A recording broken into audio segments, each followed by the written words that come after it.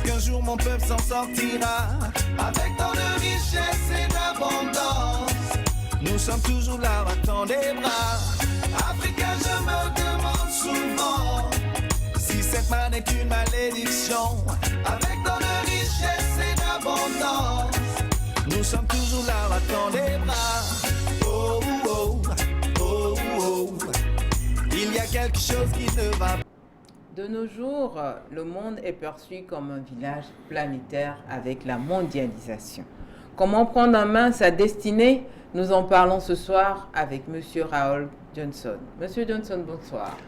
Bonsoir Della. Comment vous allez? Ça va très bien, et vous-même? Je vais bien, merci. C'est toujours un plaisir de vous recevoir dans cette émission. Plaisir partagé. Et ce soir, nous allons parler de comment prendre en main sa destinée. Exactement. Alors, dites-nous tout sur le sujet.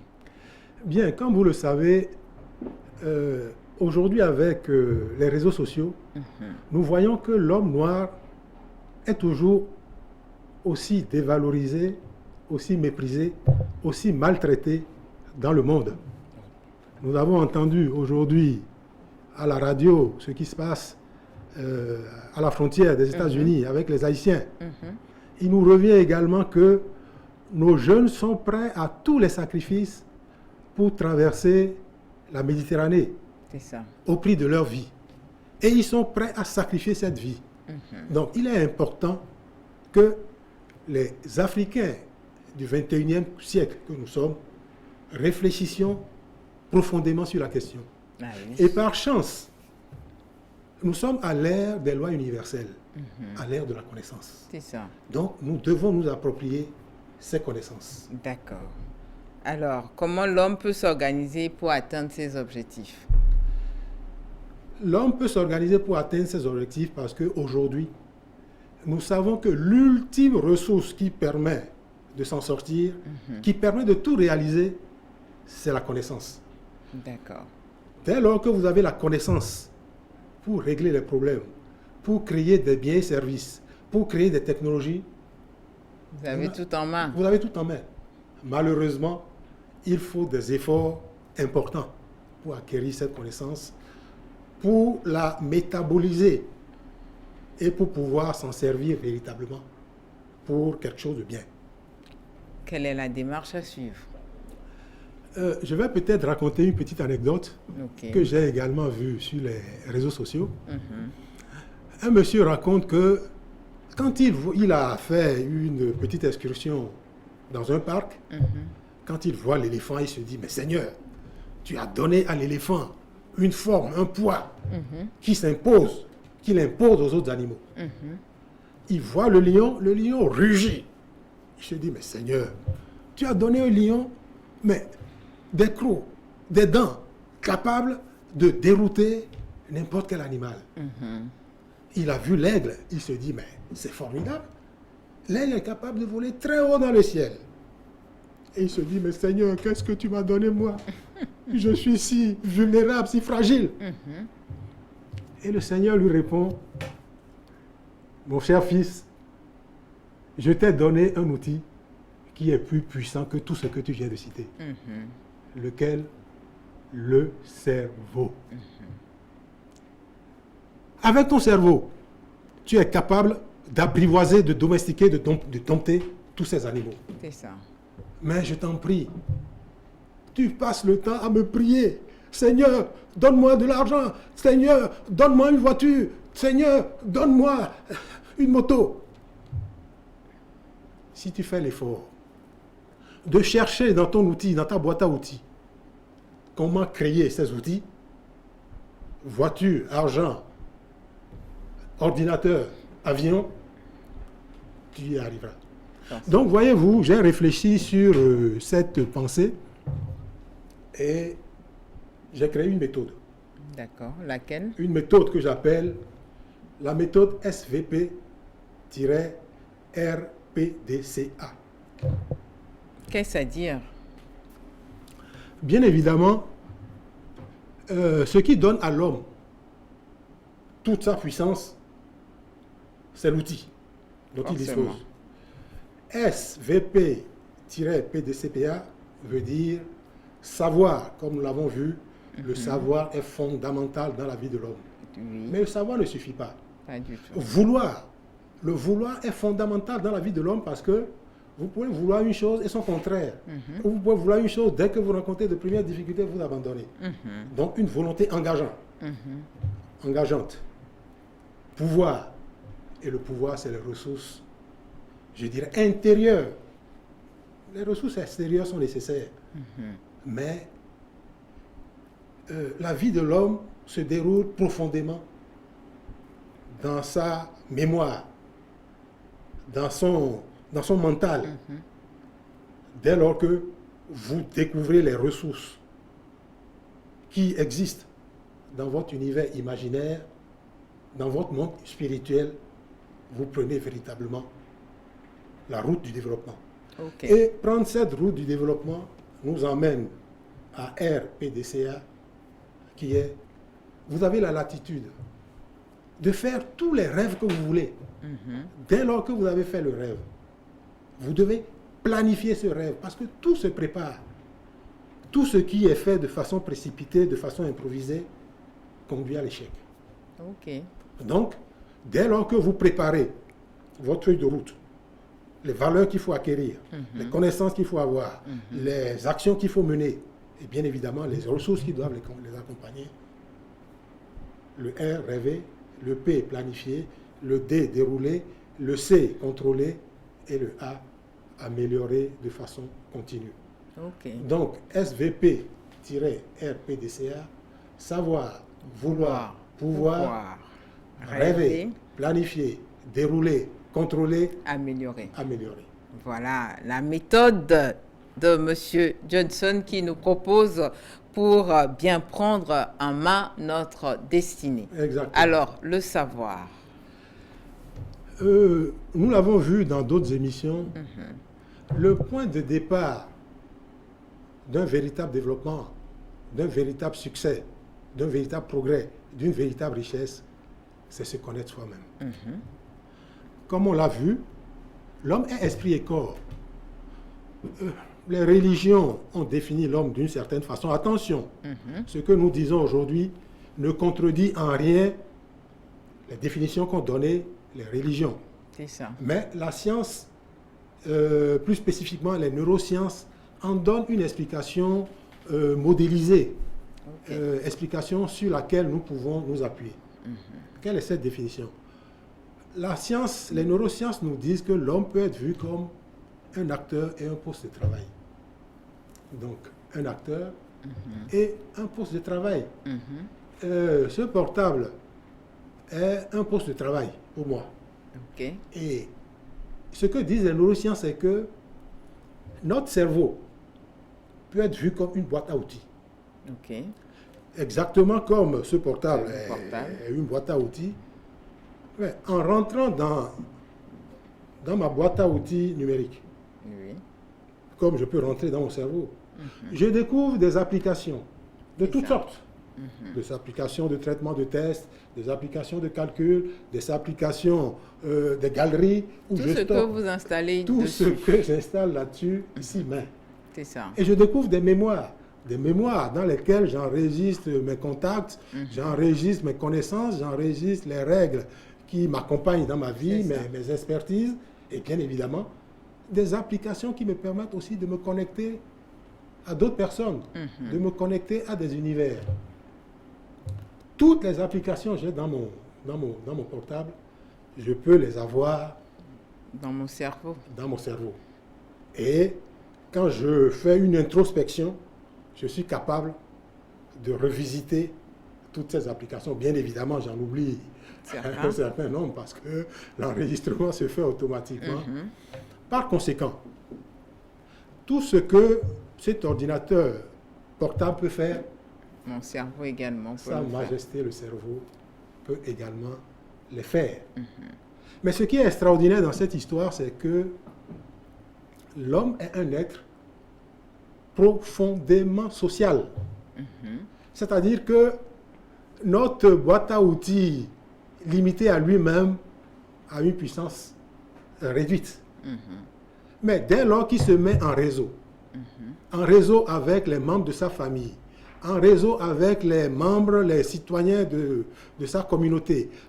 Et aujourd'hui, dès lors qu'il se met en réseau avec Internet, sa puissance se décuple. Savoir, avoir cette connaissance, nous permet de nous rendre compte que, en réalité, tout ce qui a été créé et qui nous fait fonctionner aujourd'hui sur les technologies de l'information, nous les avons potentiellement dans nos têtes. Et nous pouvons les mettre en œuvre naturellement pour résoudre des problèmes, mais nous pouvons les créer également. C'est ça. Et la prise en main de sa destinée, c'est de comprendre ça. D'abord. Et ensuite, dès que j'ai compris, de faire les actions qu'il faudra faire pour pouvoir les construire, je dirais. Ah, ça, c'est le savoir.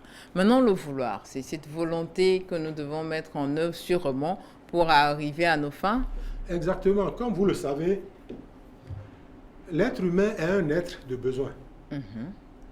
Nous avons des besoins du corps, parce que si je ne mange pas, je n'aurai pas l'énergie physique pour agir, se soigner, se reproduire.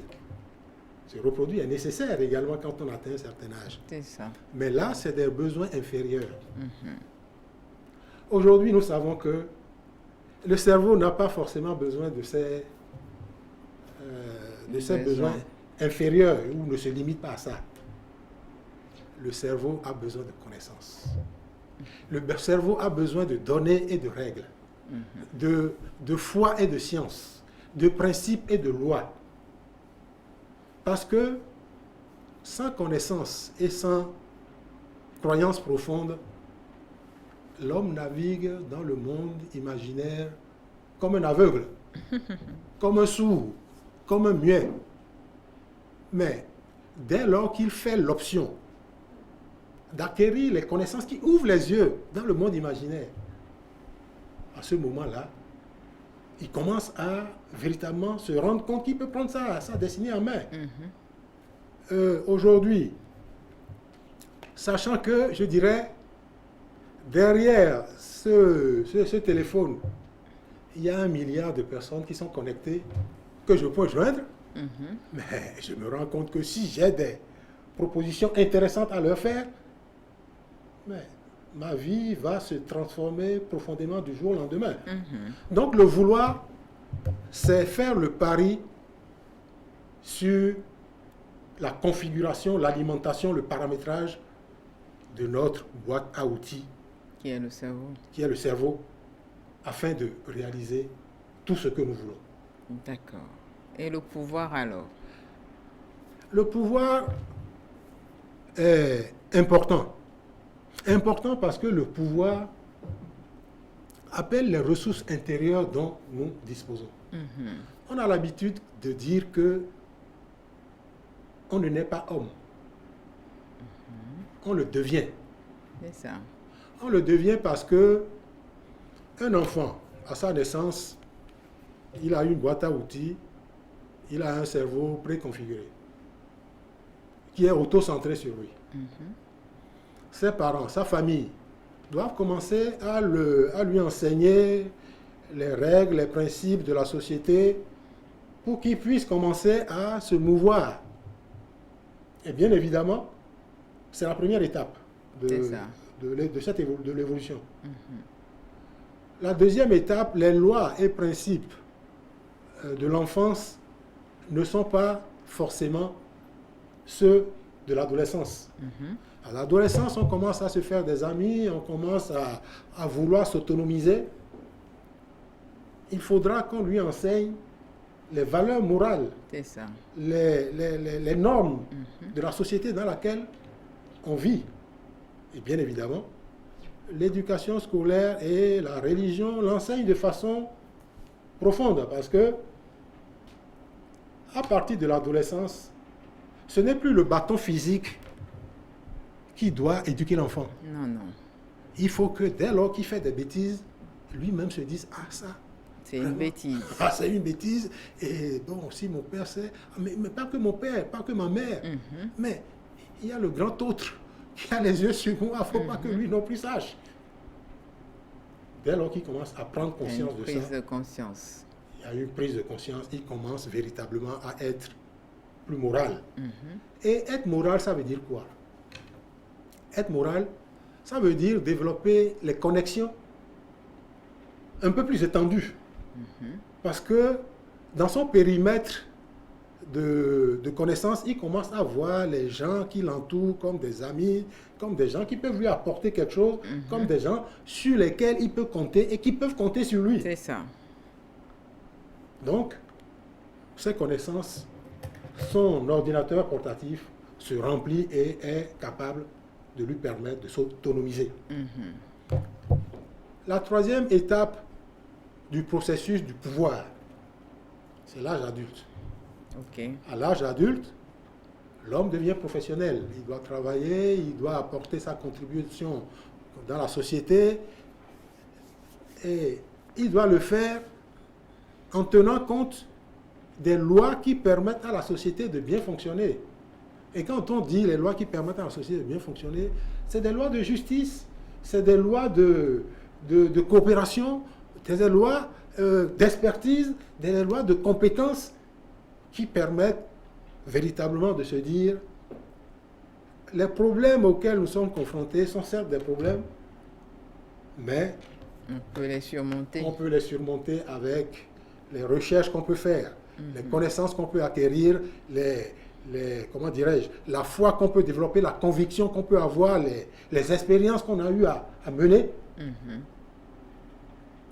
donne à l'homme cette foi en sa capacité à pouvoir régler ses problèmes. D'accord. Et la quatrième étape du processus de pouvoir, parce qu'en réalité, dès lors qu'on a passé la première étape convenablement, enfance, la deuxième étape convenablement, adolescence, la troisième étape convenablement avec, on se rend compte qu'en réalité, le Créateur universel a créé le monde par sa pensée à lui et a instauré dans toutes choses des lois et des principes, des règles et des normes. Nous pouvons tout simplement observer ces lois, ces règles, les analyser, essayer de les comprendre, les interpréter, les formaliser, les expérimenter et les mettre en œuvre pour le développement de nos sociétés. Non seulement le développement de nos sociétés, le développement de nous-mêmes. C'est ça. Parce que, comme on l'a dit, un cerveau limité à lui-même est un cerveau limité. C'est un cerveau de perdant. C'est ça. Mais dès lors que le cerveau commence à se connecter, attention, avec la bonne personne, avec les bonnes personnes, parce qu'il y a des gens qui ont le chic de vous tirer derrière. Il faut se connecter à des gens qui vous apportent, qui vous donnent la volonté de surpasser, qui vous donnent la capacité de voir les choses sous d'autres angles et qui vous permettent, dès lors que vous rentrez dans cette dynamique, la vie devient une aventure passionnante, un jeu. Et vous êtes capable de créer, et tout ce que nous créons, tout ça a été créé par la pensée des hommes. L'ordinateur, tout. Donc, la quatrième étape, éveille le véritable gagnant en nous. Éveille un créateur en nous. Un créateur qui était enfoui en nous. D'accord. Mais le processus du pouvoir, le processus d'éducation, le réveille petit à petit. Et il finit par prendre le contrôle de notre vie. Il finit par prendre le contrôle de sa destinée. D'accord. Alors, voilà, boucler la partie SVP. Exact. Et maintenant, la deuxième partie, à savoir le RPDCA. Formidable. Comme vous le savez, dès lors que le S, je me connais profondément. Je sais que on peut me comparer à l'électricité qui anime mon portable. Et cette électricité-là, je peux en faire quelque chose de merveilleux. C'est ça. Je le sais. Le V, je veux le faire. Et je suis prêt à payer le prix pour ça. Pour le faire. Quelles que soient les les difficultés que je vais rencontrer, j'ai foi que je vais les surmonter. Le P, j'ai acquis les ressources intérieures nécessaires pour le faire. Et même les ressources intérieures, quand bien même elles ne sont pas totalement au point, j'ai foi que les compléter ne pose pas de problème. Alors, le RPDCA se met en route. Le R, c'est rêver. Nous avons l'habitude d'entendre les gens dire « rêvez grand ». Les jeunes, prenez votre destin en main. Pour que les jeunes prennent en main leur destinée, il aurait fallu le SVP soit travaillé. Avant. Pour avoir de grandes visions, il faut avoir un S, un V, un P grand. Donc, rêver grand. Le P, comme on l'a dit, aujourd'hui, surtout avec les technologies que nous voyons, tout doit être planifié. Quand vous gardez tout dans votre tête, vous avez vite fait d'oublier, vous avez vite fait de faire des confusions. Mais dès lors que vous commencez à les planifier, et aujourd'hui également, nous avons plein d'outils qui nous permettent de nous rappeler, que ce soit les cahiers, que ce soit les outils électroniques, que ce soit les ordinateurs extérieurs, nous permettent de décupler, n'est-ce pas, notre mémoire. Donc, planifier, le formaliser sur un papier, et dès lors que nous avons rêvé, nous avons décrit le rêve dans son entièreté, nous avons planifié la feuille de route qui doit nous conduire vers ce rêve, nous allons le dérouler. D'accord. Le dérouler, bien évidemment, en le déroulant, nous allons être confrontés à d'autres difficultés. Parce que le rêver et le planifier se déroulent dans l'univers mental, dans notre tête, dans notre imaginaire. Mais dérouler, nous descendons sur le terrain maintenant et puis... La concrétisation. La concrétisation.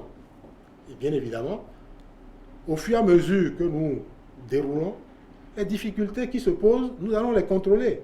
Ce que j'avais planifié, est-ce que ça se déroule comme il faut? Ah non, ça ne se déroule pas comme il faut. Qu'est-ce qu'il faut faire? Il faudra améliorer, et nous rentrons dans ce processus-là qui en réalité est la roue de Deming, si l'on veut, la roue, comme on dit, une démarche qualité. Vous planifiez, vous déroulez, vous contrôlez, vous améliorez. Vous planifiez, vous déroulez, vous contrôlez, vous planifiez. Alors, que retenir essentiellement de cet enseignement-là, à savoir la méthode SVPRPDCA? Bon, ce qu'il faudra retenir de cette méthode est que, en réalité, l'homme peut prendre en main son destin. D'accord. Mais pour prendre en main son destin ou sa destinée, je dirais, il est obligé d'avoir les connaissances qu'il faut, d'avoir la volonté qu'il faut, d'avoir les ressources, le pouvoir intérieur qu'il faut. Et bien évidemment, dès qu'il a ça et qu'il veut réaliser de grandes choses pour lui-même et pour sa communauté, je dirais, tous les amis du monde virtuel, de l'Internet, des internautes du monde entier sont prêts à l'accompagner dans sa démarche, dans ce processus-là. Donc, on prête à Bill Clinton le message suivant. Si vous naissez pauvre, j'en conviens, la nature n'a pas été très gentille avec vous. Mais aujourd'hui, avec toutes ces connaissances, si vous mourrez pauvre... C'est de votre faute. Je n'ai pas dit ça. Je m'interroge. C'est ce qu'il dit. Il s'interroge si vous n'aimez pas la pauvreté. Donc, aujourd'hui, nous pensons qu'avec la méthode SVP-RPDCA, tant pour les individus, pour les familles, pour les communautés, on est capable de s'approprier cette méthode et de prendre en main sa destinée. Et l'éducation du XXIe siècle devrait porter une attention particulière aux ressources intérieures de l'homme. Aider l'homme à mieux se connaître à vouloir véritablement réaliser son plus grand rêve dans la vie terrestre, nous n'allons pas attendre d'aller au ciel pour réaliser, pour accomplir de grandes choses. Nous sommes capables de... Mais il faut en prendre la responsabilité. C'est ça. Et ensuite, se doter des pouvoirs et se mettre en route. Comme le disent les stratèges, dès lors que vous avez planifié la capacité à atteindre le rêve n'est que de 6 mètres. Ok.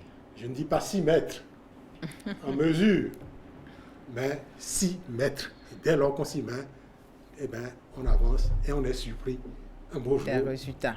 des résultats. Voilà. Merci à vous, Monsieur Johnson. Votre mot de la fin. Chers téléspectateurs, nous voulons dire aujourd'hui plus qu'hier, je serais tenté de dire la pauvreté est un choix et la richesse est un choix. Être perdant, être victime, être suiveur est un choix. Et être gagnant, être riche, être leader est un choix. Et ce choix, nous pouvons le faire en toute responsabilité. Ok. Malheureusement, le choix est plus facile à faire quand une communauté se met ensemble. pour- L'union fait la force. L'union fait la force. Le but de cette émission est que nous nous inscrivons dans cette dynamique. Nous avons tous l'outil le plus performant pour prendre en main notre destinée. Quel est-il? Le Notre cerveau. Quelle est la version de notre cerveau individuel et collectif? Ok. Nous reviendrons dans 2 semaines pour en parler. D'accord, Je vous merci. remercie. Merci à vous, Monsieur Raoul Johnson. Merci également à vous, fidèles téléspectateurs. Voilà votre émission Éveil de la conscience du peuple noir. Nous avons débattu du thème comment prendre en main sa destinée avec Monsieur Johnson. J'espère que vous avez tiré profit également de cela, fidèles téléspectateurs. Le prochain rendez-vous est pris pour 2 semaines. Portez-vous bien. Merci bien. Africain, je me demande souvent, est-ce qu'un jour mon peuple s'en sortira avec tant de richesse et d'abondance? Nous sommes toujours là, battant des bras. Africain, je me demande souvent si cette manne est une malédiction avec tant de richesse et d'abondance. Nous sommes toujours là, battant des bras. Oh, oh, oh, oh, oh. Il y a quelque chose qui ne va pas.